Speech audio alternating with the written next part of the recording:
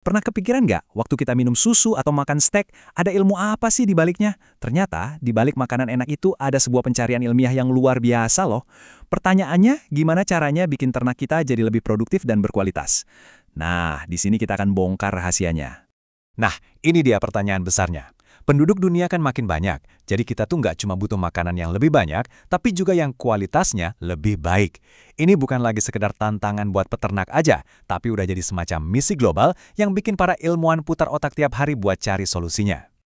Oke, jawaban dari tantangan tadi ternyata ada di satu bidang ilmu spesifik, namanya pemuliaan ternak. Yuk kita lihat dulu apa sih tujuan utama dari ilmu ini? Misinya sebetulnya simple banget. Bikin ternak super. Coba deh bayangin, ada sapi yang susunya lebih banyak padahal makannya sama aja. Atau ayam yang nggak gampang sakit. Nah, itulah intinya. Kita mau memaksimalkan potensi dari setiap hewan ternak. Bidang ilmu yang jadi motor penggeraknya ini, yaitu tadi, pemuliaan ternak. Sekarang, ayo kita bedah definisinya biar lebih jelas. Jadi, pemuliaan ternak itu apa sih? Gini, ini bukan soal kawin-mawinin hewan secara asal-asalan ya. Ini tuh ilmu yang presisi banget, anggap aja kayak arsitek lagi ngerancang gedung. Tapi, yang dirancang di sini tuh cetak biru genetik ternak buat generasi-generasi berikutnya. Keren kan? Terus, gimana caranya para ilmuwan melakukan ini semua? Ternyata prosesnya itu berdiri di atas dua pilar utama.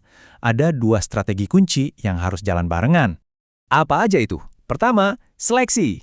Kedua, sistem perkawinan. Biar gampang, bayangin aja kita lagi bikin tim sepak bola impian. Pertama, kita seleksi dulu. Cari pemain-pemain bintangnya. Habis itu, kita atur sistem perkawinannya. Ini kayak strategi transfer pemain, supaya bakat-bakat super tadi bisa diwariskan dan dikombinasiin dengan cerdas ke generasi selanjutnya. Oke, kita perdalam sedikit ya bedanya.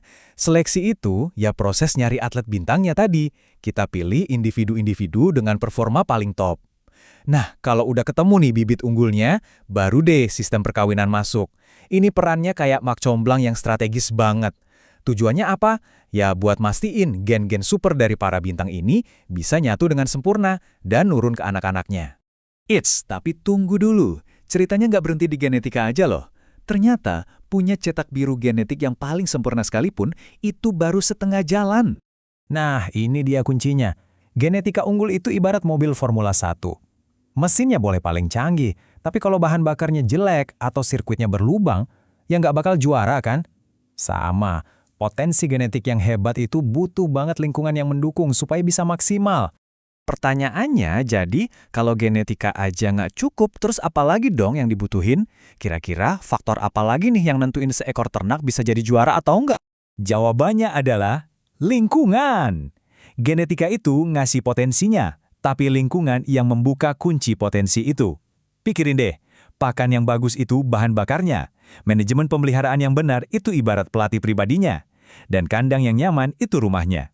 Tanpa tiga hal ini, genetika secanggih apapun bakal sia-sia. Nah, sekarang kita coba zoom out sedikit, lihat gambaran besarnya. Di zaman sekarang, pemulihan ternak itu udah bukan lagi sekedar urusan lab atau kandang. Ini udah jadi alat strategis yang dampaknya luas banget. Poin pentingnya gini, pemulihan ternak itu bikin industri pertanian kita jadi proaktif. Maksudnya, daripada cuma nunggu masalah datang terus bereaksi, kita bisa selangkah di depan. Kita bisa merancang ternak yang emang udah disiapin buat tantangan di masa depan. Tujuan strategisnya apa aja? Ya, ini dia. Bukan cuma soal jumlah, tapi soal sistem yang lebih cerdas. Kita ngomongin soal efisiensi, soal daya saing di pasar global, soal kemampuan adaptasi ternak sama iklim lokal, dan yang penting banget, soal ketahanan terhadap penyakit. Kita bedah satu-satu ya. Efisiensi produksi, itu artinya bisa dapat daging atau susu lebih banyak dengan pakan yang lebih irit. Daya saing, artinya produk lokal kita nggak kalah sama produk impor. Adaptasi, contohnya, kita bisa punya sapi yang kuat hidup di cuaca panas. Dan ketahanan penyakit, jelas, ini artinya peternakan lebih sehat dan kita bisa ngurangin pemakaian antibiotik. Jadi, intinya apa? Kesimpulannya begini, semua ilmu, seleksi, dan strategi yang rumit tadi, itu tujuannya cuma satu, yaitu membangun sistem pangan yang nggak cuma produktif, tapi juga cerdas, efisien, dan tangguh buat masa depan. Dan ini penting buat kita semua yang makan kan? Nah, ini yang bikin makin seru. Pertanyaan buat masa depan. Dengan adanya teknologi gila kayak AI yang bisa baca data genetik atau CRISPR buat ngedit gen, bakal kayak gimana ya wujud ternak nanti? Apa kita bakal punya sapi yang kebal semua penyakit? atau ayam yang gedenya 2 kali lebih cepat? Wah, ini pemikiran yang menarik banget buat kita renungkan bareng-bareng.